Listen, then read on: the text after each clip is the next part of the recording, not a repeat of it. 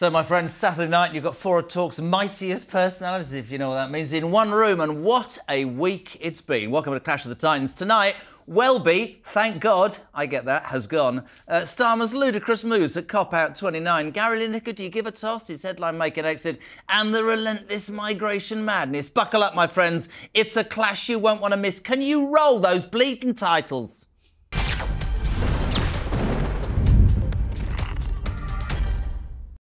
Hello and welcome to Clash of the Titans with myself, Jeremy Kyle. Her, Madam Julia Hartley-Brewer is in. Michael Graham, who should be knighted, and Kev O'Sullivan, who's been reunited with his tooth. You never saw that this week. Just extraordinary. He's finally confirmed. That's my tooth. I don't know what day it was, Tuesday. I'm doing a handover. It comes out of his mouth and he catches it with his tongue and puts it back in. Incredible. Like a lizard. It was like, a lizard. I mean, lucky Mrs O'Sullivan. Well, live TV, no more. Live TV. Are you married? I didn't know you were. Yes, I'm married. I thought you were that old. Anyway, right. Lots to talk about. I'm going to start, if it's OK, with... and I was so vocal about this. So was Michael. I'm sure you're... the disgusting human being that was the Archbishop of Canterbury, Justin Welby. And when this sort of started and we were talking about, you know, what did you know and what didn't you know, this review that talked about this paedophile, John Smith, 132 kids, boys, physical abuse, sexual abuse, both in England and in Africa. Then it transpires that Welby knew in 2013. That's may have actually learned earlier, having attended and worked at the same camp. Well, I was going to say to you, then I had Richard Tice on the show last night, that it transpired from a newspaper article that he, and he admitted it last night on the show, was a kid that went to that. And, of course, it then comes out that Welby was the supervisor. Tried to cover it up, and then eventually bowed to the pressure. And the point that I want to make is, thank the Lord sometimes for the media and thank the Lord for the press. And people always say, oh, it's unfair. That witch hunt was so justified. This is a man who's made a career out of sticking his bleeding nose into politics and everybody's business whilst his church crumbles about him. I don't know, you probably all know this. Here's a list of things that he's done and talked about. He called the EU the greatest dream realised for human beings since the fall of the Western Roman Empire. It's like a comedy skit or something. Yeah. He linked Brexit to Trump and fascism. He said that the Rwanda plan was created by Nazis and was ungodly, right? He likened the climate threat to Nazism. He likes that. And under his time as the Archbishop of Canterbury, this is my favourite, the Church of England pledged 100 million quid to address past wrongs after his investment fund was found to have historic links to slavery. All that, right? And he knew that a pedo was abusing boys and did nothing. I would go further than him losing his job. He should not be allowed in the House of Lords. You told me I was wrong last night. I was told by a barrister that he can't be prosecuted. Of course he can. They should take him to court. He was aiding and abetting a sex offender. No, sorry, aiding and abetting a sex offender is a criminal act. There's no evidence he was doing that. But he knew, though, Julia. That's withholding information. The Macon report said that there was very strong evidence. Basically, they said, you know, it was certainly unlikely that he was not aware that John Smythe I'm not going to argue with you, but I think the key thing is here. The key thing is, what I don't understand is anyone in any position of authority, in a position to save young children, teenage children or wherever, from being abused, physically or sexually abused by someone, doesn't take that action. There were rumours around for years. Look, as we know, with whether it was Jimmy Savile or anyone else, these things don't happen in a vacuum. So many people are aware. Kids tell their parents, they tell other people, they go to the authorities, and nothing is done. No one followed up. What amazes me is there's actually there's another couple of bishops and others who have been implicated by the Macon report. And what amazes me is two of them are women. Yeah. I can't believe that a woman wouldn't do something. Can I go back to what you said? I wasn't using language to be inflammatory. Aiding and abetting, I don't know the legal terms. If you knew something that could, and this is the important point, not only have prevented the suffering, but brought this piece of crap to justice before he died in 2018 and got away with it. To me, somebody like Justin Welby would be screaming from the rooftops about loads of stuff. The killer blow to Welby, as he desperately clung on, was this thing called the Merrick Review, which concluded that had he shared what he knew with the police when he found out, then this monster Smith would have been prevented. Now, how is that not aiding and abetting? Well, no, it's not aiding and abetting. If you know something you don't tell the police, you're complicit. That can be an offence. He does need to be investigated by the police. He needs to be talked to by the police. He can't just walk away from this and say, I reflect. What he did... But the police are too busy at the moment, I'm sorry, dealing with Twitter. Of course they are. You know, but I think... They can't be spared. And also, if we take it a little bit further without getting too deep, we all know what happened with the Roman Catholic Church. This can be, you know, you can go into your confession and get away. The fact of the matter is, the Church of England is in complete crisis. The bums on the flock is flocking off, to be perfectly honest, right? And this man, I had so many people ring me and say, I'm a Christian. He has nothing to do with Christianity. Politics and he said politics. Arguably, what he did was wicked.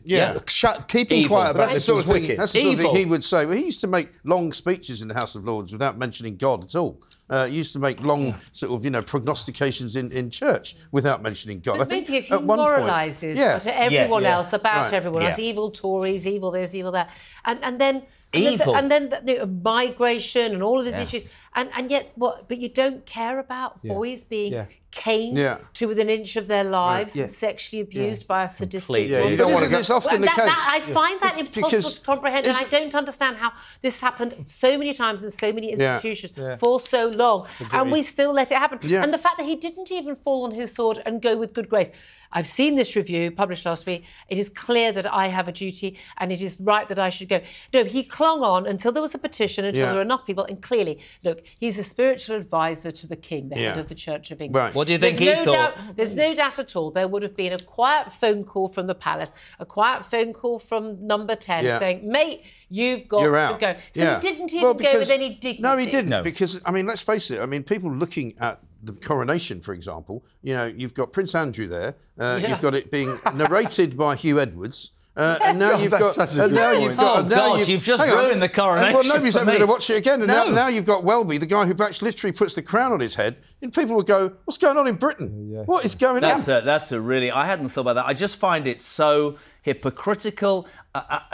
Religion's a personal thing, OK? I was brought up in a religious family. It's not my bag, right? But when you get people like that, who, as you quite rightly say, are so good at passing judgment and talking about things, and your own house is that much disordered. I think he's a disgrace. More bishops have to go. Yes. And I spoke to a vicar last night. We've all interviewed various clerics over the past We've all few bashed days. the bishop over the last couple of days. Nearly every one of them saying this could be the tip of the iceberg. We have problems like the Catholic Church has had. So Welby has presided over a catastrophe for the C of E, which is, after all, our state religion. And don't forget, something like 300 churches have closed under him, or 3,000, I think it might be.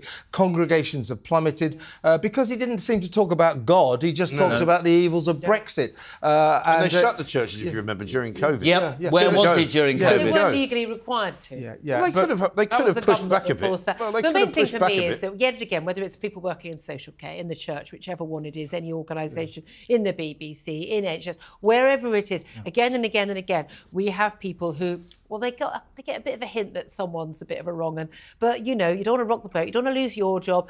You certainly don't want to damage the institution. And nothing is done, nothing is said. We need such a clear law, and I don't think it's clear enough. There's a duty of care for teachers, social care and doctors and the like, if they suspect a child is being abused. I think we need to make it really explicit, everybody. If you suspect a child is being abused, you have a legal duty, not just not to do it yourself, but to stop it from happening. But that's the point. That's the point. Whether it's Catholicism or now Christianity or Church of England, the church is now becoming synonymous with hiding child sex abuse. Would you let a church official from any church babysit your young child?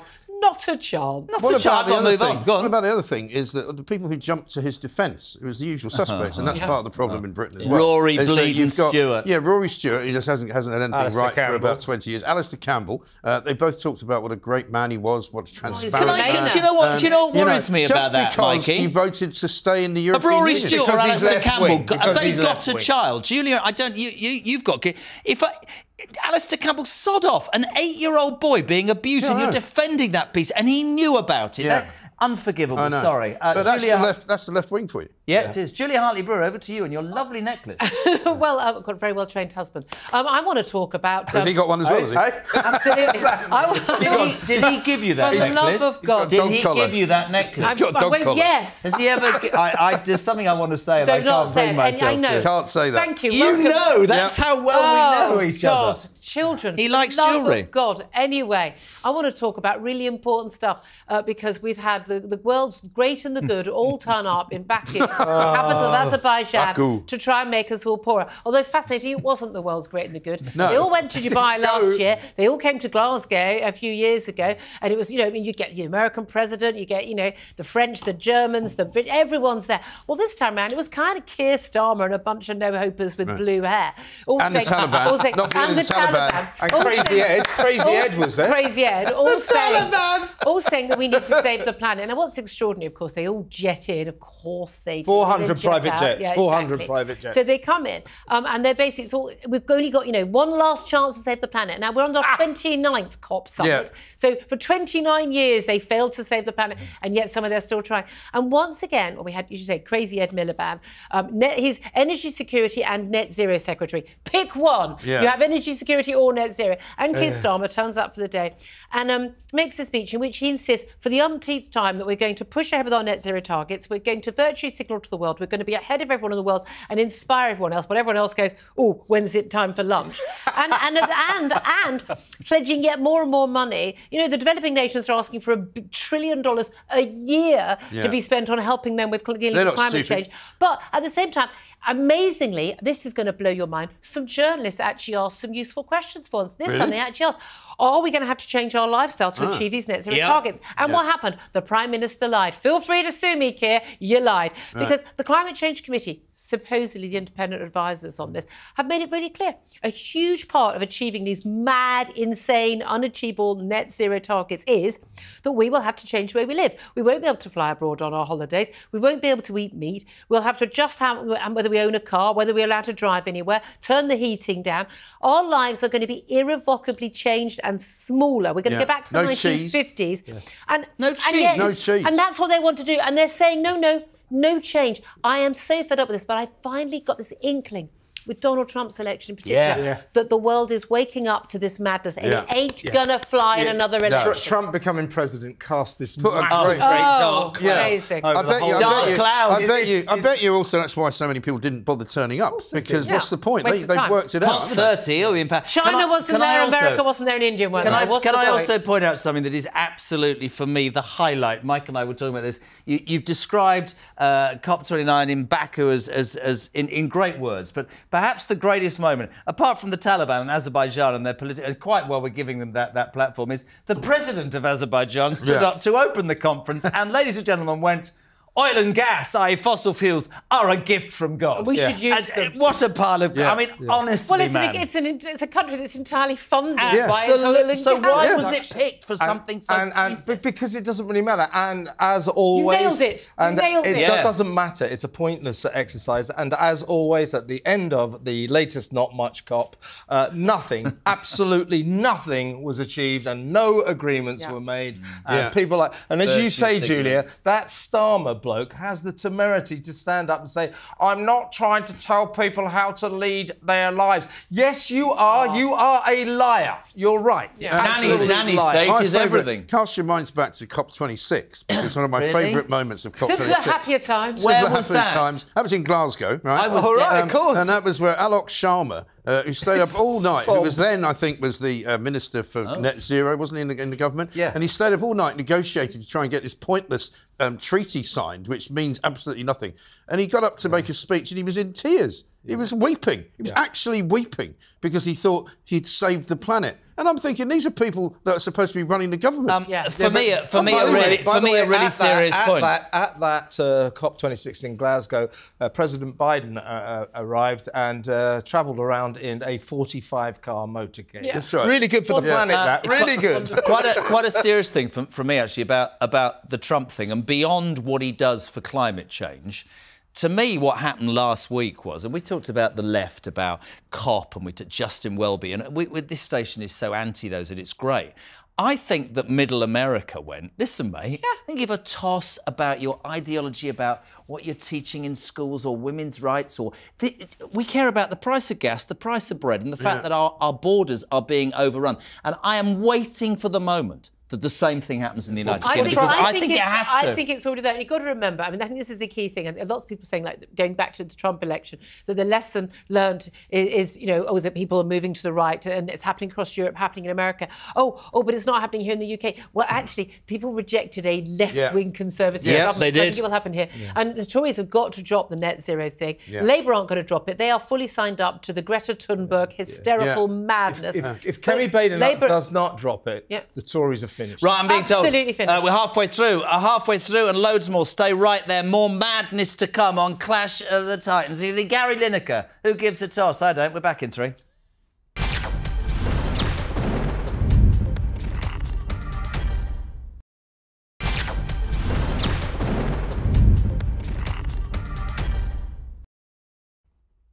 They are. Welcome back to Clash of the Titans. Saturday night, we're all in the room. Julia, myself, Michael Graham, soon to be Sir, and the legend that is Kev. I lost my tooth during the week, O'Sullivan. Have you stuck it back in, kiddo? I went to the dentist yesterday. It's still temporary. I'll get a permanent one. The dentist is currently building a new house in Dubai.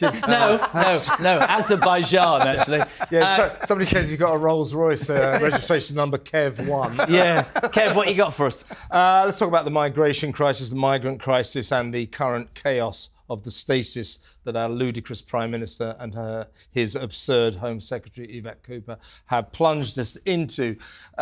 Just for background, over 10 days until Sunday, 2,404 migrants came across the Channel illegally. On Saturday alone, 507. They're coming over at the rate of about 200 plus every single day because there are no deterrents. There's no wind either, is there? Meanwhile, our Prime Minister and the Home Secretary go around saying, we're going to smash the people smuggling gangs. Well... They say it just like that. It's uncanny. Smash the evil people. Everybody on Labour, have you noticed? According to Kev, goes back in the game. Well, yes, that's my Labour voice. But seriously, this will not work. No. You can smash as many gangs as you like, and tomorrow there will be new gangs. Yes. So, well, wasn't this the week the Home Office actually said that's what I'm saying. That's why I wanted to do this. Hasn't taken long, has it? The Home Office officials this week have let it be known that they do not understand what the Border Security Command is all about. They don't think that smashing the people gangs will work. And furthermore, today Hungary has announced that Keir's plan to sort of migrant swap with the EU is a non-starter because they will veto it. They will not. So everything this Prime Minister is doing is not working. Although it's a very good thing that Hungary, they said in the week they were going to veto this idea. Mainly because they'll end up having to keep a load of people who wouldn't otherwise be in Hungary. But that was always going to be terrible. Here's to Hungary. Because Starmer thinking that was going to be a good deal for us, we'd end up as a rich, bigger country. We'd end up with a load more than we already have of illegal migrants.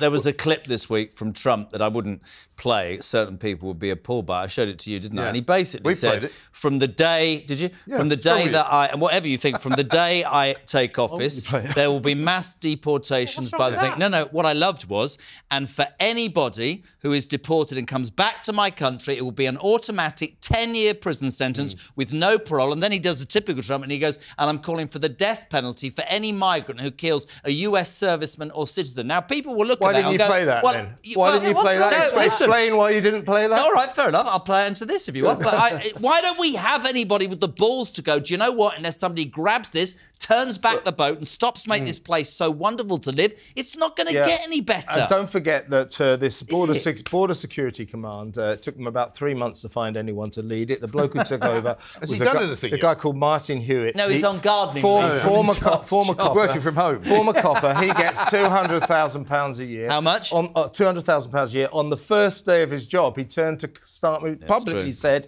let me tell you, just smashing the people gangs will not solve the migrant crisis. You need a deterrent. We have a government, a Prime Minister and a Home Secretary who are doing nothing whatsoever about this, and you can only conclude that what they actually want is for these migrants to keep coming. But they have to say they want to do it because they know this is something that the public, including Labour voters, get. But the thing is, we had a Labour so easy. There's a Freudian slip. We had a Conservative government. Yeah, same thing. Same difference. Same thing. We had them for years talking a good game. I mean, they were elected from 2010 onwards on promising to release a number of legal and illegal migrants. Totally failed to do both.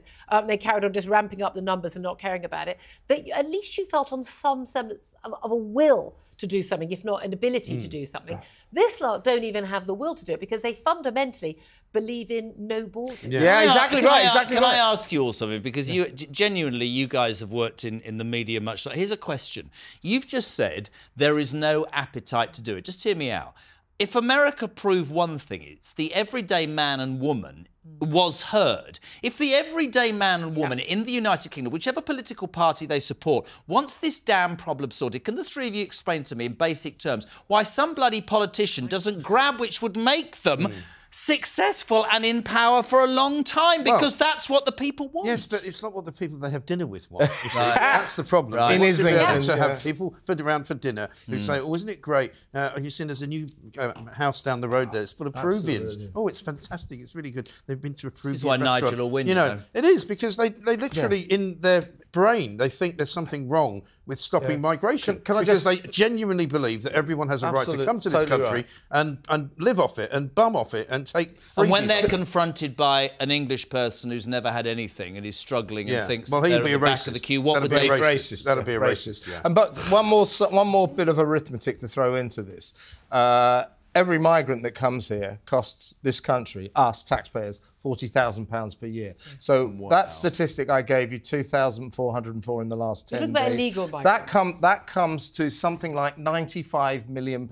That's 10 days worth, 2,400. They're coming in at the rate of about 35,000 a year. The cost of this is just astronomical. Do you think the British public will turn? Do you think that? I think it's Reform UK's time. Already. I think they sort of have. But do you think that will force the dinner party conversations to not be relevant in the long run? I think in the end, the MPs and the powers that be will work out that they've got it massively wrong. They have. I think they don't care whether they've got it right or wrong because they're not impacted by it. They don't send kids to those schools. No, but they will be though. Eventually, they will be. Or housing with them. But at the end of the day, they're going to realise at some point when voters are going to do what they did in Europe. Yeah. They are, and what they've done in America. They will turn to someone who will deal with it because this is untenable. This is impacting people's lives. You know, I've got a teenage daughter. I am very concerned about who is living in the street, who is bothering women in the street. Right. This is an issue for an awful lot of people. They're not bigots. They're not racists. They're not xenophobes. They just want to know